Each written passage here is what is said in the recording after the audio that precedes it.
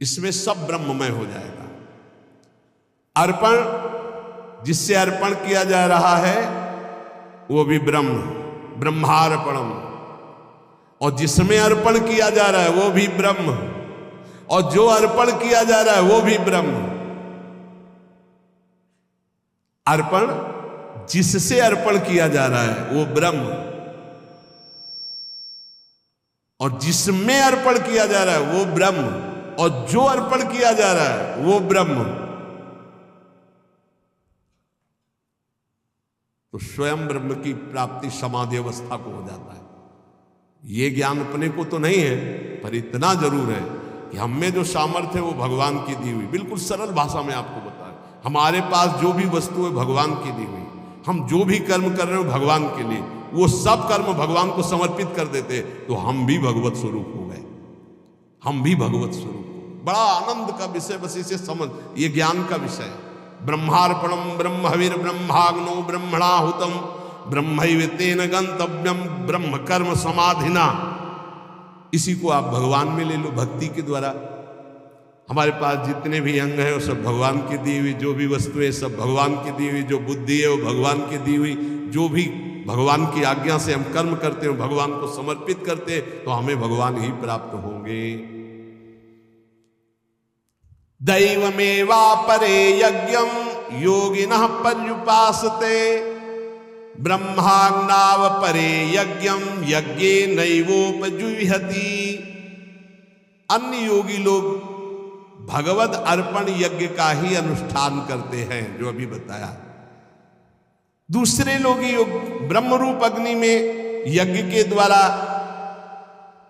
जीवात्म स्वरूप से यज्ञ का हवन करते, ज्ञान एक भक्ति के द्वारा। देखो, दो में एक को तो अपनाना पड़ेगा, या तो ज्ञान के द्वारा देखो सब ब्रह्म स्वरूप, और या भक्ति के द्वारा। तीसरा कोई उपाय नहीं इसमें, नहीं ये कर्म बंधन भोगना पड़ेगा, इसलिए हम बार बार कह रहे हैं। अच्छा, जिसे आगे चलकर फिर अर्पण करना नहीं होता। अर्पण करना तब तक होता है जब तक अपना कुछ बकाया रह जाता है, फिर इसके बाद अर्पण कुछ बचा ही नहीं। ये अर्पित, हृदय अर्पित, तो अब ये थोड़ी ही कि राधा वल्लभ अर्पणम मस्तु, कुछ रह नहीं गया अर्पण करने के लिए, तो करे क्या? समझ पा रहे हो? अभी आपके पास है इसलिए अर्पण करो, उसमें ज्ञान मत लगाओ। हमारी बात समझ रहे हो? और जिनको हमारी ये बात समझ में आ रही है, तो अब अर्पण करने की कोई बची ही नहीं बात। क्या? जैसे हमारा तन अर्पित है, हमारा मन अर्पित है, हमारा जीवन अर्पित है। अब इनके द्वारा जो अर्पित वो उन्हीं का घर जाए, नौकर की कोई पेमेंट नहीं होती। समझ रहे हो? ये आत्मसमर्पण जिनका हृदय से हो गया, उनको कर्म समर्पण करने नहीं पड़ते कि श्री कृष्णार्पणम मस्तु, राधा वल्लभ अर्पणम मस्तु। यहां हो गया है सब अर्पण मस्तु। यहां सब अपने आप सरकारी है। घर जाए नौकर की पेमेंट नहीं होती, चाहे वो बैठा रहे, चाहे फावड़ा चलावे, चाहे कुछ करे, उसका सब कुछ है। वो केवल कहने मात्र को सेवक है, वो स्वामी पर भी अधिकार रखता है। जो पेमेंट लेता है उसकी हर मिनट की पेमेंट है। तो जिसका अपना कुछ है, पति पुत्र परिवार शरीर अपना है, बच जाओगे यदि कर्म अर्पण करने वाली बात समझ में आ गई। नहीं, अवश्य में भोक्तव्यम कृतम कर्म शुभाशुभम। दोनों प्रकार के साधक बैठे हैं, एक अहम ग्रह और एक समर्पित। समर्पित साधक को अगर ये समझ में आ गया है कि अब मेरा कुछ है ही नहीं, तो आपको समर्पण की चतुरासी जी का पाठ किया, राधा वल्लभ अर्पणम मस्तु। अब यहां कुछ अर्पणम मस्तु के लिए है ही नहीं। चतुरासी जी गवाओ, चाहे हल्ला मचवाओ, जितना बोलेंगे वो सब आपकी बात बोलेंगे। हम हंसेंगे तो हमारा भजन होगा, हम चलेंगे तो हमारी परिक्रमा होगी, बात करेंगे तो आपके स्तोत्र होंगे, क्योंकि आपके सिवा हमारा कोई है नहीं। जिनकी ऐसी भावना आ चुकी उनको अर्पण करने की जरूरत नहीं है। समझ रहे हो? और जिनको ये है, हे परमात्मा, हे भगवान, तो फिर अर्पण कर देना, क्योंकि अभी दूरी है। वही अर्पण कर दें अपने आप को हमारे ऊपर, बस ये बात रह गई है। समझ पाए? अब हमारा तो हो चुका, जो कुछ होना है उनकी तरफ से अर्पण करना रह गया है। समझ में आ रही? हम जितने हैं जैसे हैं, बोले अधूरा अर्पण है, तो कह तो रहे हैं हम जितने हैं जैसे हैं, हो चुका हमारी तरफ से, अब अपनी तरफ से कर लियो। अधूरे समझ में आ रहे ना, तो पूरे कर लियो। बोले कुछ अर्पण है कुछ नहीं अर्पण है, तो सब अर्पण कर लो। अब हमारी तरफ से ऐसे हो चुका है, कोई परवाह नहीं। अगर ऐसा है तो बोलने की जरूरत नहीं, राधा वल्लभ अर्पणम मस्तु, ये बोलने की जरूरत नहीं। और अगर ये है कि अभी हमारा कुछ है, तो पक्का बच जाओगे। हर कर्म प्रभु को अर्पित कर दो। इसमें कह रहे दैव मयिवा परे यज्ञम योगिनः पर्युपासते ब्रह्माग्नाव परे यज्ञम यज्ञे नैवोपजुह्यति। एक है कि वो सब कर्म भगवान को समर्पित करते हैं, भगवान की सामर्थ्य से, भगवान के द्वारा दी वस्तुओं से भगवत कर्म हो रहे भगवान को। एक है ब्रह्माग्नाव परे यज्ञम यज्ञे नैवोपजुह्यति, ज्ञान के द्वारा। अब अपने अर्पणम मस्तु एक बार हो गई, अब बार बार नहीं होगी। गुरुदेव ने संकल्प करवा के तनुवांग मनोभिरमलय सोहम तवई आश। अब जैसे कोई आपसे कहे कि अधूरा अर्पण है इसीलिए अनुभव में नहीं आ रहा है, तो आपसे हम सलाह ले रहे हैं क्या? अगर गुरु जी कह दे और श्री जी कह दे, तो उनसे भी कहना है कि जानते हो ना अधूरा है, आप भी जानते हो ना अधूरा है, तो पूरा कर लो। हमारा जितना होना था हो गया, आप कर, हमारी तरफ से अब काम खत्म। देख लो अंदर से बिल्कुल हम वो बात कहते हैं जो मुक्त होना है, श्री जी से मिल जाना है। अपने ऊपर रखोगे तो पूरी जिंदगी भर परेशान रहोगे, वो खेलते रहेंगे, तुम्हारी तरफ नहीं देखेंगे। जब जान लेंगे ना ये कि अभी हो गया इसका जितना होना था, तो वो अपना प्रोसेस शुरू कर देंगे। शुरू करो प्रोसेस, बिल्कुल तैयार। वही पूरा सूरा, हम जैसे भी हैं आपके हैं, वही हुआ पूरा सूरा, वही बलवान हो गया, वही पूरा हो गया। ऐसे ऐसे वही कर सकता है जिसने अपने तन वांग मनोभिरमलय सोहम तो विवाश्रिता, हम आपके आश्रित हैं। अब आप पूर्णता अपनी तरफ से कर लीजिए, हमारी पूरी जिम्मेवारी उनके हाथ है। हमारी को मतलब समझ रहे हो, जो पूर्ण रूप से ऐसे जिनका कुछ है उनके लिए कह रहे हैं कि या तो दो मार्ग, या तो ज्ञान के द्वारा सब ब्रह्म में हो, या तो भगवान को अर्पित। श्रोत्रादीन इंद्रियाण्यन्ये संयमाग्निषुजुह्यति, शब्दादीन विषयानन्य इंद्रियाग्निषुजुह्यति। कोई योगी लोग श्रोत्रादि समस्त इंद्रियों को संयम रूप अग्नि में हवन किया करते हैं, दूसरे योगी लोग शब्दादि विषयों को इंद्रिय रूप अग्नियों में हवन किया करते हैं। सर्वाणि इंद्रिय कर्माणि प्राण कर्माणि चापरे, आत्म संयम योगाग्नो जुह्यति ज्ञान दीपति। कोई योगी संपूर्ण इंद्रियों को क्रियाओं में और प्राणों की क्रियाओं की ज्ञान से प्रकाशित आत्म संयोग में समाधि योग रूपी अग्नि में हवन किया करते हैं।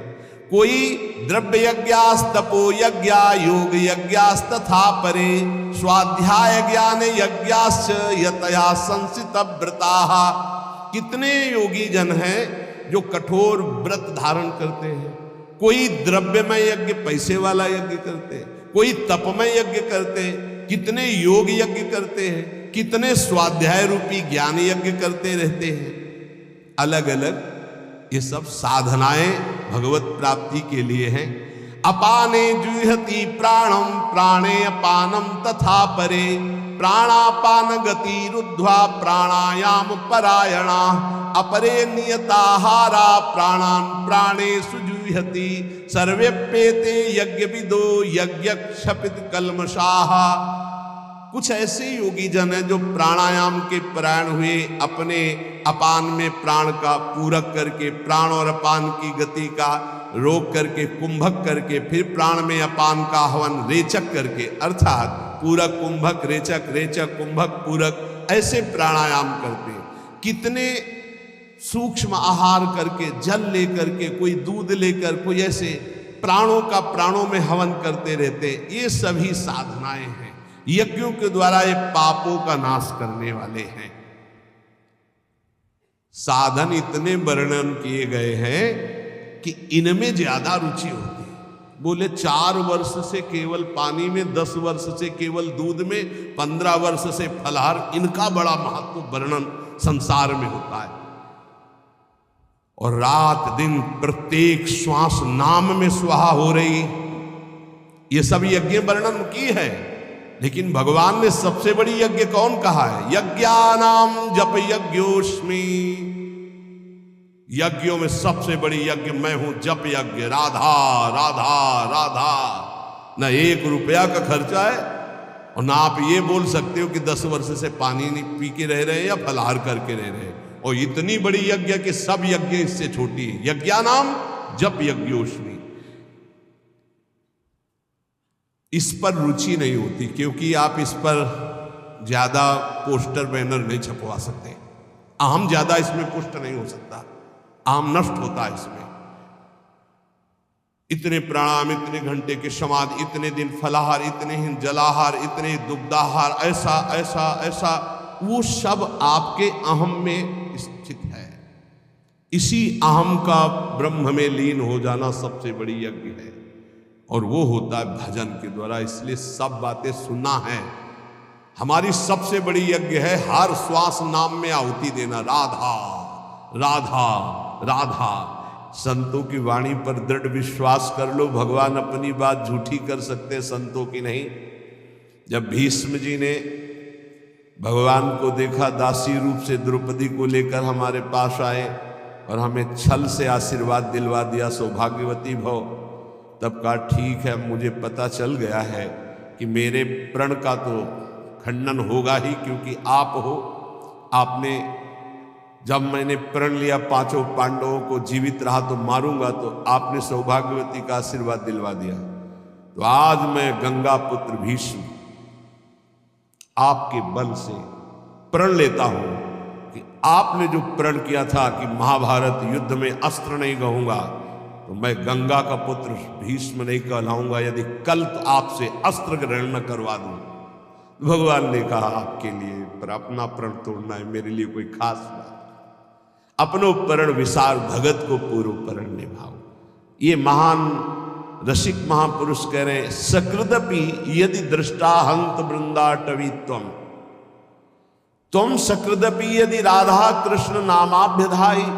वृंदावन में आकर के यदि जय जय श्री राधे बोले या राधा कृष्ण नाम उच्चारण किया, सकृदपि यदि भक्त्या सन्नतस्त्वत् प्रपन्नो, भक्ति भाव से भरकर वृंदावन में एक बार प्रणाम कर लिया, एक बार लौट गए, तो ध्रुव महा, ध्रुव माने सत्य, आहा परम सत्य बात है, माम नो उपेक्षतास। हे वृंदावन, आप कभी उसकी उपेक्षा नहीं करेंगे, अर्थात उसको निश्चित आप अपने में बुला लेंगे। एक बार वृंदावन आ गया, एक बार यहां आकर जय जय श्री राधे बोला। यार बोल देते हैं एक बार, जय जय श्री राधे श्याम। बोले सकृदपि यदि राधा कृष्ण नामाभ्यधाई, एक बार प्रिया प्रीतम की जय जय बोल दिया, एक बार वृंदावन आ गया, एक बार प्रणाम करके वृंदावन भूमि में लौट गया, तो ध्रुव महा परम सत्य, वो नरक नहीं जाएगा, उसको भगवत प्राप्ति होगी। आप सोच सकते हैं भगवत प्राप्ति कैसे हो सकती है? पूरा रजिस्टर पाप लिखा हुआ है। एक बार वृंदावन आया, एक बार प्रणाम किया, एक बार राधा बोला, एक बार बिहारी जी के दर्शन किया, इसका क्या फल होगा? महाभारत में लिखा है, एक बार श्री कृष्ण को कोई प्रणाम कर ले, एक बार, एकोपि कृष्ण कृतः प्रणामो दशाश्वमेधा व्रतेन तुल्या, दशाश्वमेधि पुनरेपि जन्म कृष्ण प्रणामी न पुनर्भवाय। एक बार कृष्ण को प्रणाम करने वाले का पुनर्जन्म नहीं होता। ये भीष्म जी की स्तव में लिखा। अब आप विचार करके देखो, जहां प्रिया प्रीतम विराजमान इस भूमि में लौट गया, रसिकों की चरण रज, प्रिया प्रीतम की चरण रज, एक बार बिहारी बिहारी जी को प्रणाम कर दिया, एक बार उनकी जय जयकार कर दी, वो नरक नहीं जा सकता। श्रीपाद कह रहे हैं। इसलिए वृंदावने सैक पदस्पृहोपि महत्तमानां श्रुतभाषितोपि विदन्नपि स्वार्थ विधाति सर्वं हाधिन्न वृंदावनाश्रयामि। महापुरुषों के वचनों में भी तुम विश्वास नहीं करते हो। कैसा तुम्हारा जीवन है? कम से कम अन्य बातों पर विश्वास न करो, महापुरुषों के वचनों में तो विश्वास कर लो। महत्तमानां श्रुत भाषितोपि, सुन रहे हो तुम महापुरुष जन वचन बोल रहे हैं। वृंदावनेशैक पदस्पृहोपि, एक बार तो इच्छा कर लो ऐसे वृंदावन में आने की, जहां एक बार आने का, एक बार दर्शन का, एक बार जय जयकार का, एक बार प्रणाम का। ये भगवत प्राप्ति तुम बहुत दुर्लभ समझते हो। सबसे सरल है भगवत प्राप्ति, सबसे सरल। तो बोले बहुत बड़ी बड़ी तपस्याएं, बहुत कष्ट सहा जा रहा है और आप कह रहे हैं बहुत सरल है। तुम्हें बाहरी दिखाई दे रहा कष्ट है, जो तप करता है उसे बड़ा सुख मिलता है। जो वैराग्यवान है उसको भोगी जन कष्ट देखते, लेकिन वैराग्यवान भोगी जनों को कष्ट में देख रहा है, कितने कष्ट में जल रहे हैं। तुम्हें वैराग्यवान कष्टयुक्त लग रहा है कि दिगंबर है या एक लंगूटी लगाए है, भूखा प्यासा है। उसको जो परमानंद है वो ब्रह्मा को भी नहीं है, वैराग्यवान को, फिर बोधवान को, फिर प्रेमी को तो बात ही क्या है। महत्तमानां श्रुत भाषितोपि, ये बड़े बड़े महापुरुष जो बोल रहे हैं उसे सुनो। जितने भी संबंधी हैं, जितने भी भोग पदार्थ है, जितना भी ऐश्वर्य है, ये परमार्थ को विध्वंस करने वाला है। परमार्थ को विदन्नपि स्वार्थ विधाति सर्वं हाधिन, धिक्कार है यदि आप अपने परमार्थ के नाश करने वाली क्रिया करते हो, परमार्थ के नाश करने वाली बातें देखते हो, सुनते हो, बोलते हो। तुम महापुरुषों की बातें सुनकर भी उनके आज्ञा में क्यों नहीं चलते हो? क्या आज्ञा? वृंदावने शैक पदस्पृहोपि, एक बार कदम बढ़ाओ ना सीधा वृंदावन की तरफ, और एक बार वृंदावन में आ जाओगे तो तुम्हारे जीवन का परिवर्तन हो जाएगा। पर धिक्कार है, ये सब बातें सुनकर भी भगवत प्राप्ति की इच्छा नहीं जागृत होती। श्रीपाद कह रहे, दिव्यानेक विचित्र पुष्प फलवत बल्ली तरुणाम ततिर, दिव्यानेक मयूर कोकिल सुखाद्यानंदमाद्यत खगः, दिव्यानेक सरः सरित गिरिवरः प्रत्यग्र कुंजावली, दिव्या कांचन रत्न भूमिरपि मां वृंदावने मोहयत। मुझे मोहित कर रहा है वृंदावन, मोहयत माम वृंदावने मोहयत। देखो देखो मुझे वृंदावन मोहित कर रहा है। कैसा दिव्य वृंदावन प्रकाशित हुआ। दिव्यानेक विचित्र पुष्प फलवद वल्ली तरुणाम तति, कितने सुंदर सुंदर वृक्षों में कैसी लताएं लिपटी हुई, सुंदर रंग बिरंगे फूल और इतने सुगंधित, दिव्य दिव्य अनेक विचित्र लताएं, वृक्षों का आलिंगन किए हुए दिव्य दिव्य पुष्पों के गुच्छे। भावना करो, ऐसी सौरभ भंवरे मतवाले होकर के गुंजार कर रहे, रसीले फल लगे हुए हैं, और दिव्य दिव्य अनेक मोरों के झुंड उन वृक्षों के नीचे नृत्य कर रहे हैं, और शाखाओं पे बैठी हुई कोकिला गान कर रही हैं। शुक शाखा जो सुक आदि हैं पक्षी, वो ऐसे आनंद उन्मत्त होकर के गान कर रहे हैं मानो राग रागिनियां मूर्तिमान बैठी हो। शुक शारिका, दिव्य अनेक अनेक हंस कलरव कर रहे, दिव्य सरोवर, दिव्य नदियां, दिव्य पर्वत, कैसी नवीन नवीन कुंजे और स्वर्णिम कांतिमयी रत्न जटित वृंदावन की भूमि, इसने मुझे मोहित कर दिया। भूमिरपि माम वृंदावने मोहयत, भुवा स्वच्छाश्चिंता मणिभिरति चित्रैर्विरचिता, चिदानंदाभासः फलकुसुम पूर्णो द्रुमलता, खगश्रेणी सामस्वर कलकलाश्चिद्रस सरित, शरांसी सी वृंदावन मनु मनो में विस्मृतु। अहो मेरा मन विस्मृत अवस्था को, देहातीत अवस्था को प्राप्त हो रहा है। कैसी सुंदर स्वच्छ भूमि वृंदावन की, दिव्य वृंदावन की, करोड़ करोड़ चिंतामणियों से जटित ये भूमि, कैसा सुंदर रासमंडल, कैसी चिन्मय लताएं, कैसा चिन्मय फल, कैसे चिन्मय पुष्प। और यहाँ के पक्षी जब गान करते हैं तो शाम वेद की ध्वनि प्रकट होती है। खगश्रेणी सामस्वर कलकलाश्चिद रस सरित, अर्थात जो वृंदावन के पक्षियों की चहचहाट कलरव है, इनको जो श्रवण करता है तो चारों वेदों के पाठ का उसे फल मिल जाता है। धाम है, बड़ा दिव्य है। राधा यशो मुखर मत खगावली के यहाँ के पक्षी श्री जी का जस गान कर रहे हैं। और यहाँ के जो सरोवर हैं उनका जो जल है, भूमि में ऐसा कोई तीर्थ नहीं है जो वृंदावन ब्रज धाम के सरोवरों की जल की समानता कर सके, क्योंकि जितने तीर्थ हैं तीर्थ पाद श्री हरि के चरणों से है। और यहाँ तीर्थ पाद हरि जिन चरणों में नमन करते, प्रिया चरण रज जान के लुठत रसिक सिर मोर, वो लाडली जू का ये क्रीड़ा स्थल है वृंदावन, ये ब्रज भूमि। इसलिए श्रीपाद कितनी महिमा की बात कहे। वृंदारण्ये वरम श्याम क्रमिरपि परतो नो चिदानंद देहो। मुझे वृंदावन में नाली का कीड़ा बना दिया जाए, मैं याचना करता हूं, और वृंदावन के बाहर मुझे चिदानंद देह प्राप्त नहीं चाहिए। ये जब वृंदावन की दिव्य महिमा को श्रीपाद जाने तो ये बात कही। ये कैसी कोई साधारण बात नहीं है। ये मानव देह में ऋषि स्वरूप से दिव्य वृंदावन का आनंद ले रहे हैं, तो क्या कह रहे हैं? वृंदारण्ये वरम, मैं श्रेष्ठ मानूंगा। श्याम क्रमिरपि, यदि मुझे कीड़ा बना दिया जाए नाली का।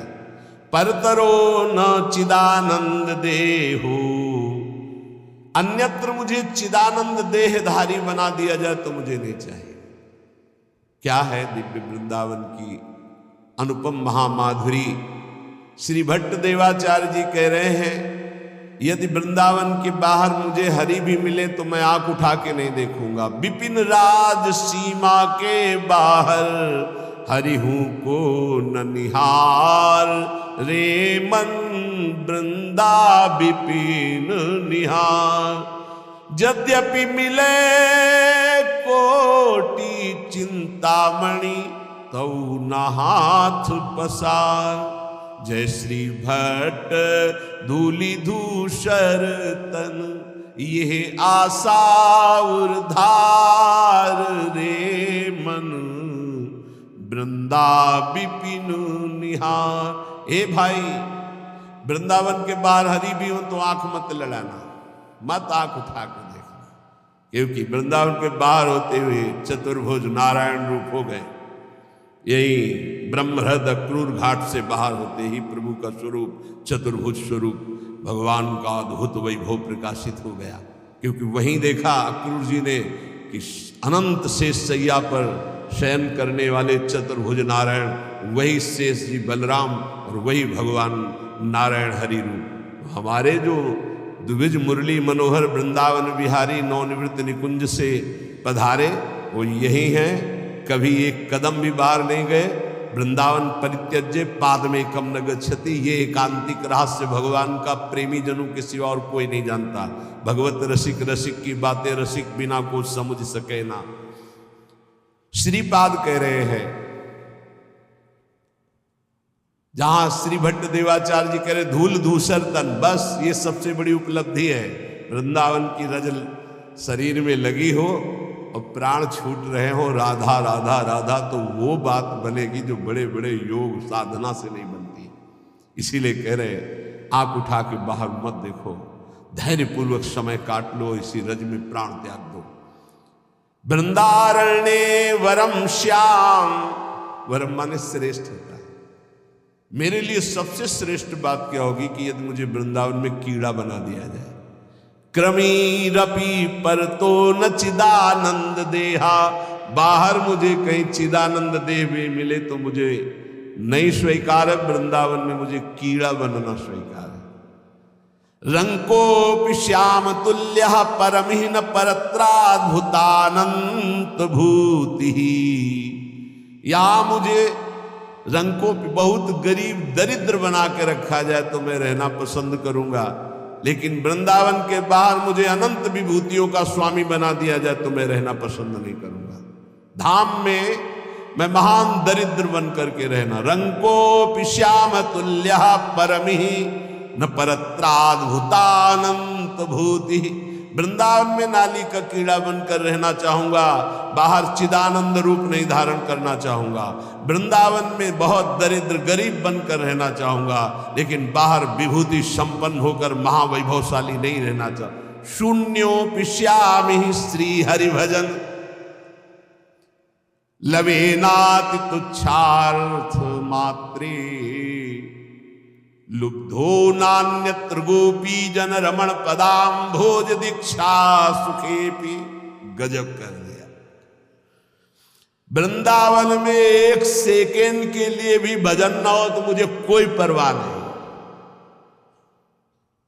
लव शून्यम, शून्य विश्यामी हरि भजन लवे नाति, एक क्षण पूरे जीवन भजन न हो तो मुझे कोई परवाह नहीं।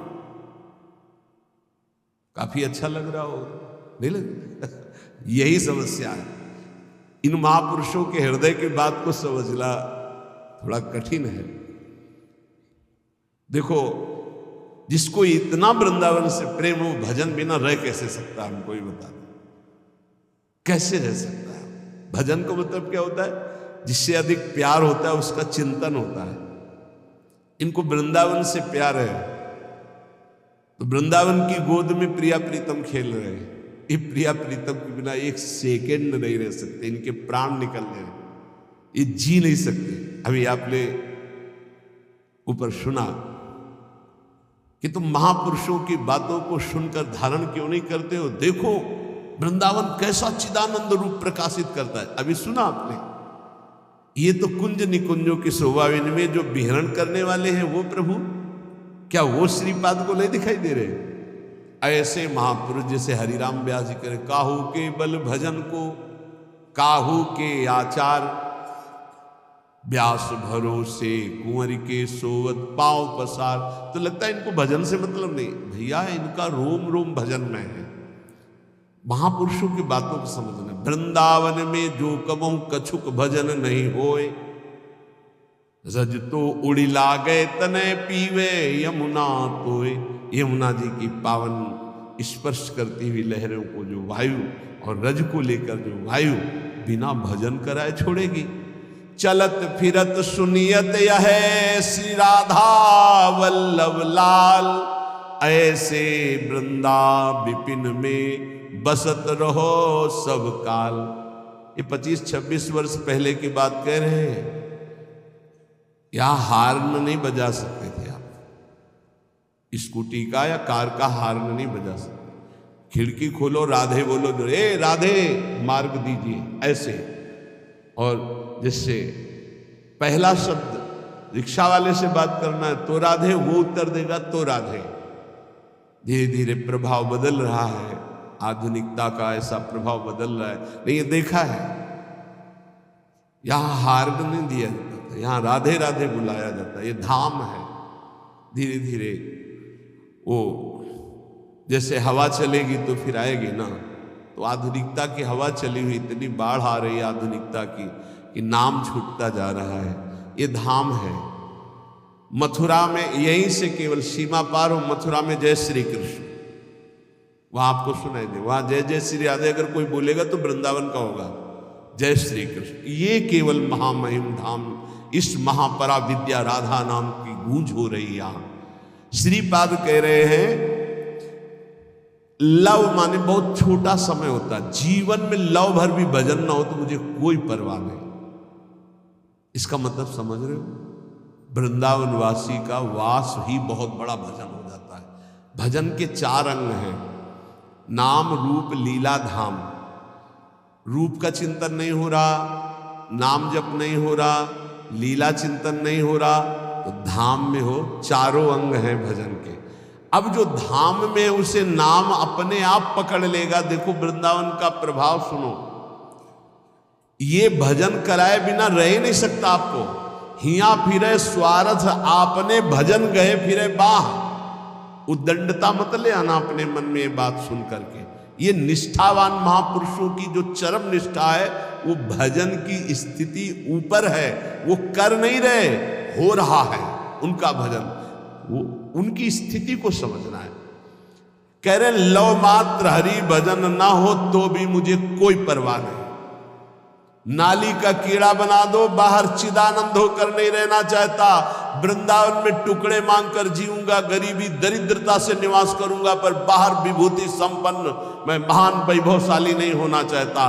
वृंदावन में एक लव मात्र के समय का भी भजन न हो तो मुझे कोई परवाह नहीं, आजीवन वृंदावन अखंड वास करूंगा।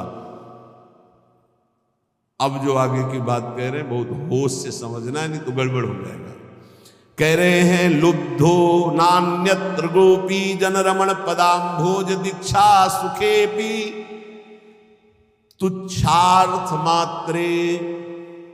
तुच्छार्थ कहते हैं भोगों को, तुच्छ अर्थ जिनका निकलता भोग। यदि मेरे हृदय में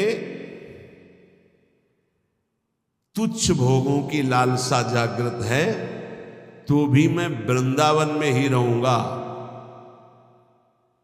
उसका अर्थ दूसरे रूप में, अगर उसको भावार्थ में लिया जाए तो मैं विषयी होकर वृंदावन में रहना पसंद करूंगा, भजनानंदी बनकर बाहर नहीं।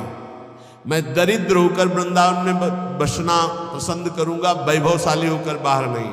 मैं नीच कीड़ा बनकर रहना पसंद करूंगा, चिदानंद देह नहीं। और कह रहे हैं लुब्धो नान्यत्र, मैं कहीं लुब्धायमान नहीं हो सकता।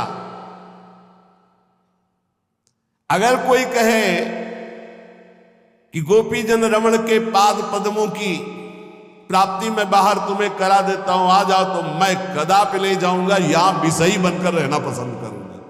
गजब की निष्ठा, गजब की निष्ठा। आगे एक श्लोक आता है जो कभी भी किसी को बचेगा नहीं।